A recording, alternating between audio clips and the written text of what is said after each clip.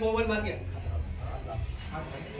तुम्ही थोडे एक साईडला जात असेल मागे सरका व्यवस्थित फोटो घ्या. एक मिनिट एक फोटो घ्या.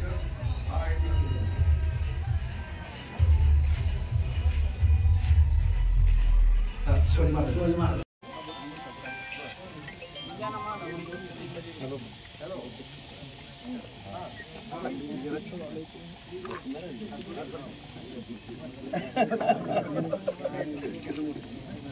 काय समोर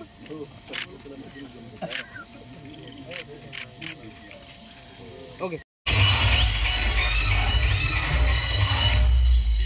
डीजे अरबाज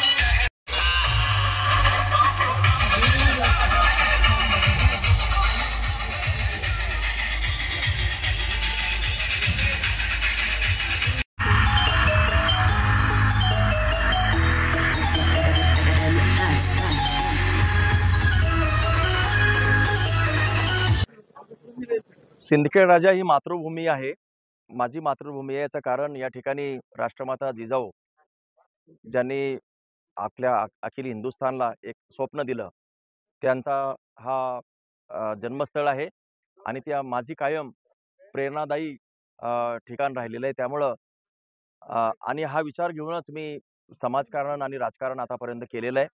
आणि जेव्हा मी आमदारकीची शपथ घेतली विधानमंडळामध्ये, त्यानंतर पहिला प्रथम मी राष्ट्रमाता राजमाता जिजाऊचं दर्शन घेण्यासाठी या ठिकाणी आलेलो आहे. राजमाता जिजाऊ व छत्रपती शिवाजी महाराज यांनी रयतेसाठी भरपूर काही केलेलं आहे, रयतेला देण्याचंच काम केलेलं आहे.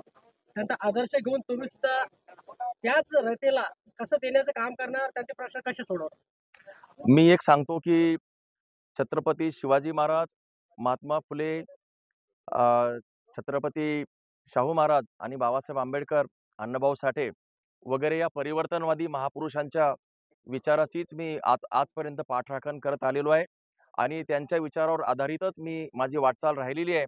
आणि ही माझी वाटचाल ही आजची नाही आहे, तर गेल्या 15-20 वर्षापासून मी यावरती खूप अथकपणानं प्रयत्न करतो आहे.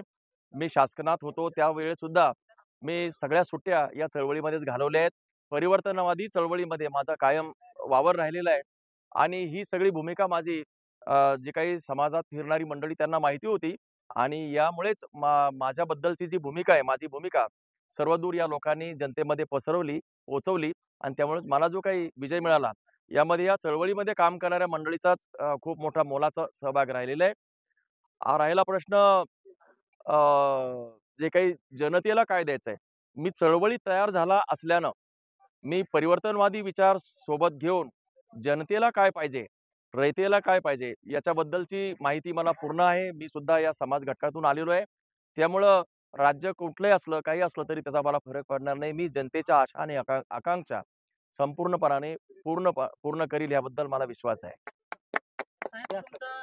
मुळगाव या तालुक्यातला आहे आणि या ठिकाणी आज आपला मानसन्मान सत्कार करण्यात आला. एकंदरीत काय कसा आनंद आपल्याला? अतिशय मला आनंदाचं भरतं आलेलं आहे. राष्ट्रमाता राजमाता जिजाऊच्या चरणी विलीन होताना मी आमदारकीचं जे काही मला जो बिल्ला मिळतो आणि जे काही आमदारकीचा आय कार्ड आहे, मी राष्ट्रमाता राजमाता यांच्या चरणी ते अर्पण केलेलं आहे, त्यांच्याकडे ठेवलेलं आहे. त्यांनाच ते मी वाहिलेलं आहे. त्यामुळं माझा किती विश्वास राजमाता जिजाऊंच्या तसेच छत्रपती शिवराय आणि महापुरुषांच्या प्रती आहे तुमच्या लक्षात येईल.